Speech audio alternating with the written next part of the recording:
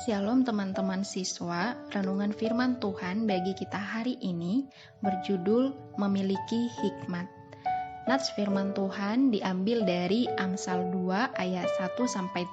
Begini firman Tuhan: Hai anakku, jikalau engkau menerima perkataanku dan menyimpan perintahku di dalam hatimu, sehingga telingamu memperhatikan hikmat dan engkau mencenderungkan hatimu kepada kepandaian, ya, jikalau engkau berseru kepada pengertian dan menunjukkan suaramu kepada kepandaian, jikalau engkau mencarinya seperti mencari perak dan mengejarnya seperti mengejar harta terpendam, maka engkau akan memperoleh pengertian tentang takut akan Tuhan dan mendapat pengenalan akan Allah, karena Tuhanlah yang memberikan hikmat, dari mulutnya datang pengetahuan dan kepandaian.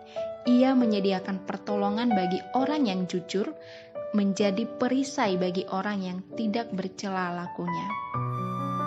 Teman-teman siswa, kakek saya pernah mengatakan bahwa ada dua hal yang sangat penting dia ingin wariskan kepada anak cucunya, yaitu iman dan pendidikan, atau bisa disebut dengan hikmat.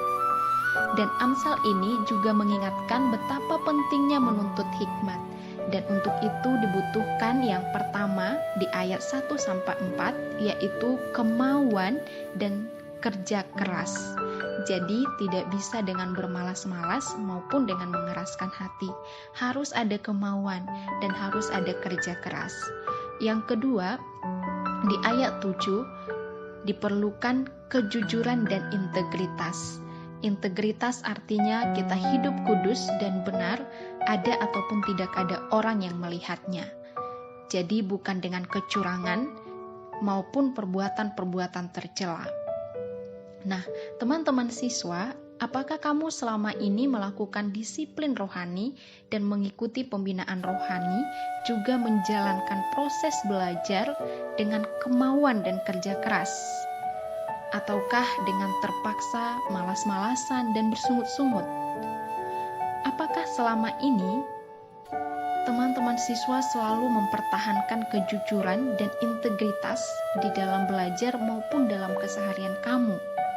Mari renungkan hal ini dengan serius. Lalu apakah tujuan kita menuntut hikmat?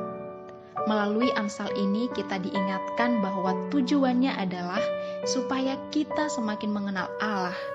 Dengan mengenal Allah, kita pun bisa menjalani kehendak-Nya yang itu mendatangkan kebaikan bagi diri sendiri, orang lain maupun bumi ini, serta memuliakan nama Tuhan.